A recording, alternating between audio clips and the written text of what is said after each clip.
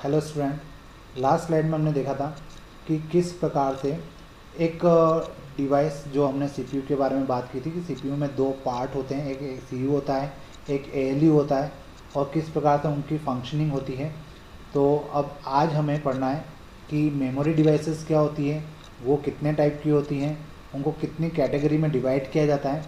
तो let start, अपन देखते हैं कि क्या क्या होता है उसमें।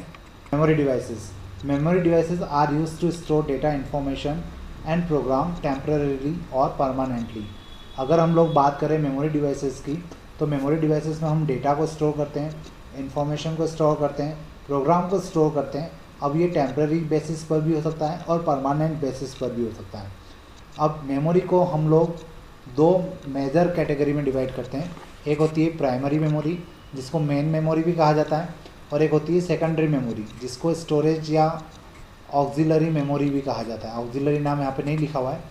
अब सबसे पहले हमें पढ़ना है प्राइमरी मेमोरी, और प्राइमरी मेमोरी में हमारे पास दो पार्ट है, एक होता है रैम और एक होता है रोम। हम वैसे भी इन सभी को डिटेल में पढ़ेंगे आगे। फिर सेकेंडरी मेमोरी में हमारे पास होता है मैग्नेटिक स्टोरेज, ऑप्टिकल स्टोरेज और फ्लैश मेमोरी। मैग्नेटिक स्टोरेज में फ्लॉपी, हार्ड डिस्क और मैग्नेटिक टेप्स आती है। ऑप्टिकल स्टोरेज में हमारे पास सीडीज़ और डीवीडीज़ होती है। फ्लैश मेमोरी में हमारे पास मोबाइल की मेमोरी कार्ड हो गए, पेन ड्राइव हो गई, या जो कैमरा के अंदर जो मेमोरी कार्ड डलते वो हो गए। ये सारी फ्लैश मेमोरी होती है। तो सबसे पहले अपन बात करते हैं कि प्राइमरी मेमोरी और सेकेंडरी मेमोरी में डिफरेंस क्या है। तो प्राइमरी मेमोरी वो मेमोरी होती है जहाँ पे डेटा टेम्प्रेरी बेसिस पर होता है, और हम लोग जब भी सिस्टम पर कुछ वर्क करते हैं या टास्क परफॉर्म कर रहे होते हैं, तो वो task by default primary memory पे होता है। ठीक है। सेकेंडरी मेमोरी वो मेमोरी होती है जहाँ पे हम डेटा को परमानेंटली स्टोर कर देते हैं।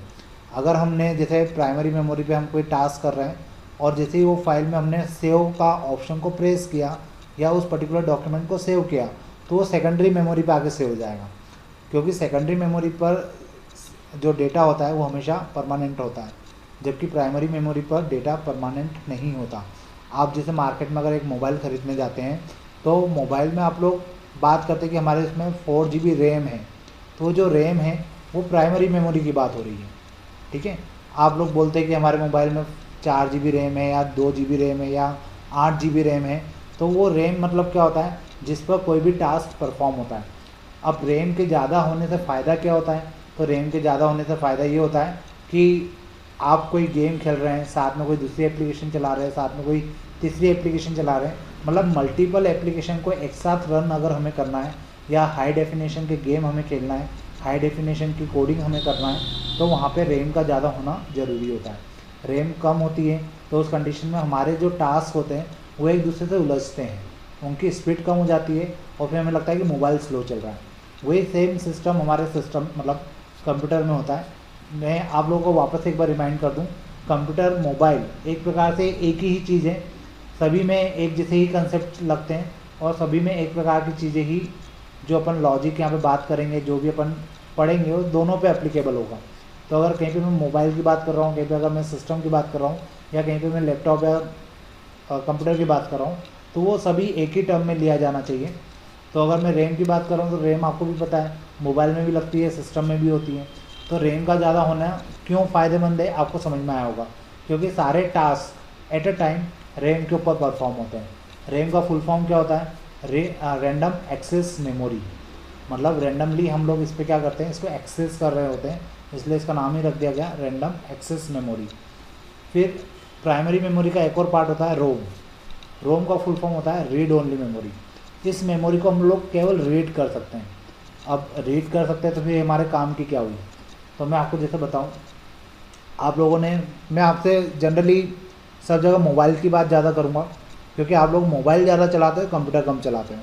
तो मुझे कोई एग्जांपल देना होगा तो मुझे ज़्यादा इजी होगा एक मोबाइल का एग्जांपल देना, क्योंकि आप लोगों ने उसको चलाया हुआ होता है, तो आप जल्दी रिलेट कर पाओगे कि मैं आपको क्या समझाना चाह रहा हूँ। तो जैसे अगर मैं रोम की बात करूँ, तो आपके मोबाइल में भी रोम होती है। वो रोम का काम क्या होता है, जैसे आपका मोबाइल ऑफ है, आपने जैसे ही मोबाइल को ऑन किया, तो अगर वो मोबाइल सैमसंग का है तो वो उसके ऊपर धीरे धीरे वो मोबाइल ऑन होता है, उस पर सैमसंग लिखा हुआ आता है, धीरे धीरे उस पर सारे आइकन आते हैं, फिर ऊपर नेटवर्क आना चालू होते हैं, ऊपर के सारे आइकन आना स्टार्ट होते हैं, और फाइनली 15 सेकंड बाद, 20 सेकंड बाद या 1 मिनट बाद आपका मोबाइल फुल्ली स्टार्ट हो जाता है। तो जब आपका मोबाइल स्टार्ट हो जाता है, मतलब फाइनल स्क्रीन आपके सामने आ जाती है, जिसको डेस्कटॉप बोला जाता है। तो जब डेस्कटॉप आपके सामने आ जाता है तो उसके बीच में जो प्रोसेस हुई होती है वो सारी प्रोसेस कहाँ पे लिखी हुई होती है? रोम के अंदर।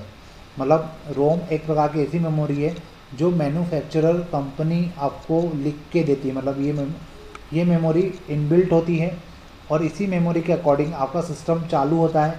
इसी मेमोरी के अकॉर्डिंग आपका सिस्टम आपको फाइनल स्क्रीन तक ला के पहुँचाता है। जैसे अगर मैंने मेरा कंप्यूटर ऑन किया तो कंप्यूटर की फाइनल स्क्रीन मेरे सामने आने के पहले जितनी भी प्रोसेस होगी वो प्रोसेस कैसे होगी, सिस्टम को कैसे पता चलेगा कि मुझे क्या करना है?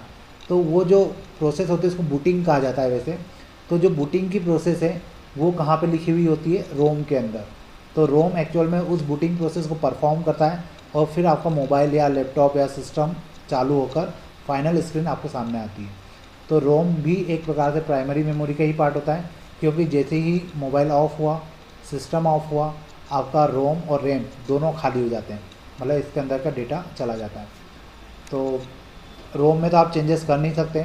ये जैसी मेमोरी लिखी हुई कंप्यूटर बनाने वाले ने या मोबाइल बनाने वाले ने जैसी मेमोरी इसमें लिख के दी है वो मेमोरी इसके अंदर हमेशा सेव रहती है।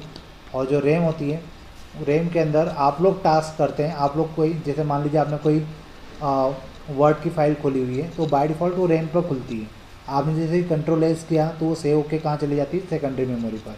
तो प्राइमरी मेमोरी को हमने फर्स्ट कैटेगरी में क्या पढ़ा? Primary memory. और प्राइमरी मेमोरी में हमने पढ़े दो टाइप, रैम और रोम। उसके बाद सेकेंडरी मेमोरी। तो सेकेंडरी मेमोरी क्या होता है? जिसमें डेटा परमानेंटली सेव होता है, उसको हम लोग सेकेंडरी मेमोरी बोलते हैं। ठीक है, इसको स्टोरेज भी बोलते हैं, ऑक्सिलरी मेमोरी भी बोलते हैं। ठीक, अब इसमें भी 3 टाइप होते हैं, इसको भी 3 कैटेगरी में रखा हुआ है। एक होता है मैग्नेटिक स्टोरेज, एक होता है ऑप्टिकल, एक होता है फ्लैश मेमोरी। मैग्नेटिक स्टोरेज मतलब जब डेटा को सेव करने के लिए हम मैग्नेटिक तरीके यूज़ करते हैं तो वो मैग्नेटिक स्टोरेज कहलाता है। फिर दूसरा है ऑप्टिकल स्टोरेज, मतलब जब हम लोग डेटा को स्टोर करने के लिए लाइट वेव का यूज़ करते हैं तो वो ऑप्टिकल स्टोरेज में आता है।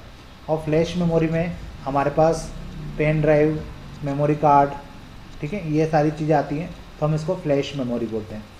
अब मैग्नेटिक मेमोरी के भी फिर 3 टाइप है। फ्लॉपी, जो कि अब बंद हो चुकी है, सालों पहले हम फ्लॉपी का यूज़ करते थे। फिर हार्ड डिस्क तो आज भी होती है। मैग्नेटिक टेप भी आजकल बंद हो चुकी है। तो अपन अभी इनके बारे में वैसे डिटेल में आगे पढ़ेंगे, क्योंकि अब आपके सिलेबस में तो हमें पढ़ना तो पड़ेगा। हमें बेसिक्स तो पता होना चाहिए कि पहले डेटा कैसे स्टोर किया जाता था। अब उसके बाद फिर हम लोग देखेंगे कि ऑप्टिकल स्टोरेज कौन कौन से होते हैं। सीडीज़ में हमारे पास रोम होता है, रीराइटेबल सीडी होती है। फिर डीवीडी में हमारे पास रीराइटेबल डीवीडीज़ होती है। इनकी साइज़ कितनी होती है ये सब हम लोग आगे आने वाली स्लाइड में डिटेल में देखने वाले हैं। तो सबसे पहले अपन रैम और रोम की बात करते हैं, क्योंकि हमारा चैप्टर ये वाली जो स्लाइड है वो स्टार्टिंग से होती है। तो प्राइमरी मेमोरी की बात करें तो जो डिटेल मैंने आपको बताई वही डिटेल यहाँ पर भी आपको पढ़ने को मिलेगी। द प्राइमरी और main memory of the computer is use for storing programs. The main memory unit is divided into 2 parts. यहाँ पे भी उन्होंने यही कहा, प्राइमरी या मेन मेमोरी कंप्यूटर का वो पार्ट होता है जहाँ पे हम डेटा या प्रोग्राम को स्टोर करते हैं, और इसको 2 कैटेगरी में रखा जाता है। एक होता है रैंडम एक्सेस मेमोरी, मतलब RAM. It is use to hold data instruction temporary while operation of the computer. It is volatile memory. हाँ, इसको वोलाटाइल भी कहा जाता है। क्योंकि वोलाटाइल क्यों कहा जा रहा है, ये मोस्ट टाइम पे टॉपिक समझ सकते हो कि वोलाटाइल मेमोरी मतलब क्या होता है। तो वोलाटाइल मेमोरी मतलब होता है कि जब पावर ऑन है तब तक आपकी मेमोरी एक्टिव रहेगी, जैसे ही पावर ऑफ हुआ आपकी मेमोरी के ऊपर जितना भी डेटा होगा वो सब लॉस्ट हो जाएगा। तो इसलिए आपको कहा जाता है कि आप प्रोग्राम बना रहे हैं, आप कोई वर्ड फाइल बना रहे हैं, आप कुछ भी टास्क कर रहे हैं तो उसको सेव करते जाइए, क्योंकि अगर लाइट चली गई या किसी भी कारण से आपका सिस्टम ऑफ हो गया तो आपका पूरा डेटा लॉस हो जाएगा। ठीक है, तो इसलिए इसको क्या कहा जाता है, वोलाटाइल मेमोरी भी कहा जाता है। और दूसरी मेमोरी अपन ने पढ़ी थी रीड ओनली मेमोरी, मतलब ROM. It is use to store program और instructions provided by manufacturer which is use to carry post power on self test function for basic hardware and to load operating system in the RAM booting. देखिए, ये बात वही है जो भी मैंने last slide में आपको बोला था। रोम का काम क्या होता है, इसके अंदर पहले से प्रोग्राम और इंस्ट्रक्शंस लिखे हुए होते हैं, और ये कौन लिख के देता है, मैन्युफैक्चरर जिसने इस प्रोडक्ट को बनाया है। और क्यों लिख के देता है? ताकि जब पावर ऑन हो, मतलब पोस्ट की प्रोसेस बोला जाता है इसको, जब पावर ऑन हो तो ये सेल्फ टेस्ट करके क्या हो जाए, एक्टिव हो जाए, और जो ऑपरेटिंग सिस्टम है उसको कहाँ पे लोड कर दे, रैम के ऊपर। तो ऑपरेटिंग सिस्टम का रैम के ऊपर लोड होना क्या कहलाता है, बूटिंग। ये वर्ड भी अभी मैंने यूज़ किया था। It is permanent and non volatile memory. जो रोम होती है वो परमानेंट होती है, वो नॉन वोलाटाइल होती है, मतलब इसका लिखा हुआ डेटा कहीं नहीं जाता अगर पावर ऑफ भी हो जाए तो, क्योंकि रोम के ऊपर तो डेटा हमेशा लिखा हुआ रहेगा। अगर वही चला गया तो आपका सिस्टम अगली बार चालू कैसे होगा? ठीक है, तो आपको ये बात समझ में आना चाहिए कि प्राइमरी मेमोरी को हमने दो कैटेगरी में रखा है, और दो कैटेगरी कौन सी हो गई, रैम और रोम।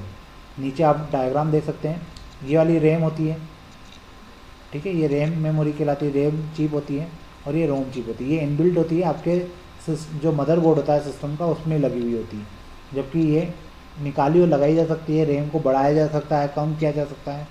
तो ये अपन ने आज क्या देखा कि मेमोरी का हायरार्किकल स्ट्रक्चर क्या था, मेमोरी को कितनी कैटेगरी में रखा गया था, और उसमें से जो पहली कैटेगरी है प्राइमरी मेमोरी, हमने उसको पढ़ा और उसके दो टाइप को पढ़ा। अब आने वाली स्लाइड्स में, जो आने वाली स्लाइड है उसमें हम लोग क्या देखेंगे, सेकेंडरी मेमोरी देखेंगे और उसके अलग अलग टाइप्स के बारे में पढ़ेंगे। आज के लिए अपन इतना ही रखते हैं, और अब आने वाली स्लाइड में अपन सेकेंडरी मेमोरी के ऊपर बात करेंगे। Thank you.